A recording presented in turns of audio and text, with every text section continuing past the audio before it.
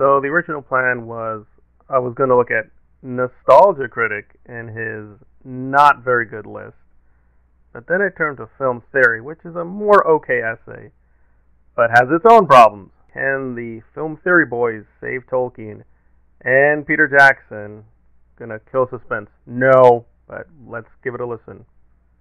A dragon that was so enormous that when he crash landed, he collapsed 3 giant active volcanoes. These eagles are massive, powerful, and they're immortals who are more powerful than all the other races on Middle-earth. Oh yeah, and they can also canonically see through walls. The eagles are more than just mere birds. They are no joke, and they definitely don't need their power amped up by the One Ring. If you give the eagles an opportunity to carry the One Ring, you're looking at potentially the most powerful Dark Lords in the entire series. If they can manage to fit the ring on their talons.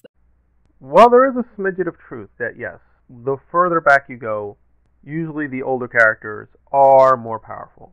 That is correct, in general.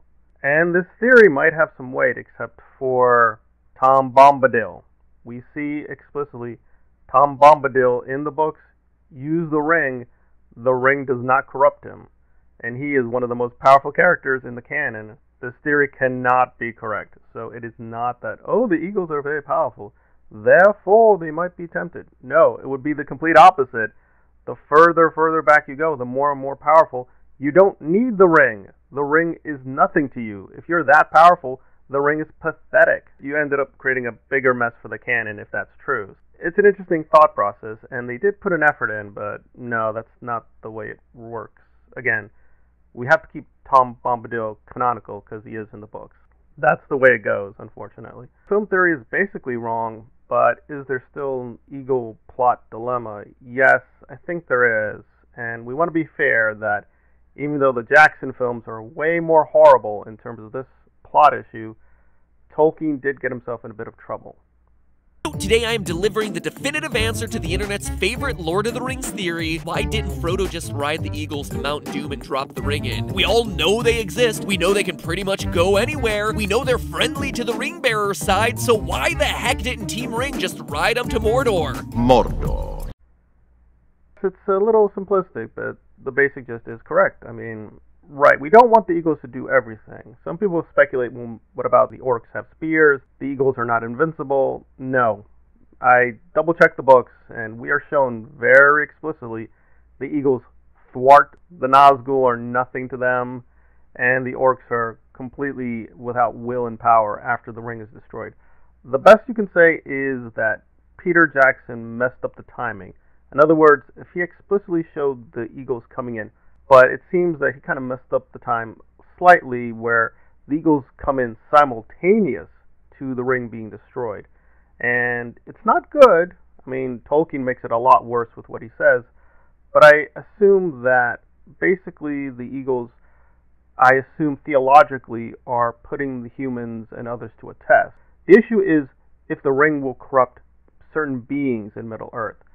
I would assume the eagles are out of that contest, like Tom Bombadil. They're not really prone to corruption. The ring is not going to hurt them. If Middle-earth falls to Sauron, this is terrible for many, many beings and peoples, but not necessarily them. So they're not part of the central conflict.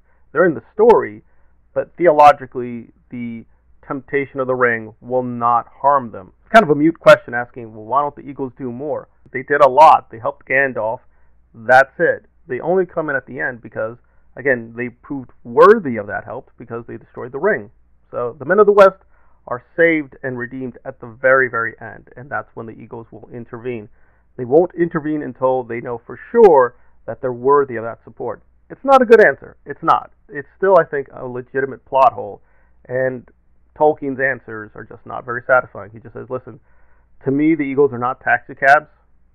That's the end of the story, and I don't think that's true. I think as an author, that's not satisfying, but that is the answer, and the books give you a few more details that suggest the great quest for the ring does not involve them directly, therefore their role is minimal, but the movies kind of messed it all up by making the eagles so powerful and that they support Gandalf so readily without giving more details that, yeah, why don't they just call the eagles? And the answer is, we don't know. We really don't know. I think with the movies, yes, we have a massive plot hole. With the books, it's a moderate plot hole that you can assume certain things and say, well, theologically, the eagles don't play that role in the story. And that matters because this is a very theological story, and that's the way to sort of at least answer initially these doubts. Do I think this is a convincing answer? No, I don't think it's convincing, but that is the answer, unfortunately.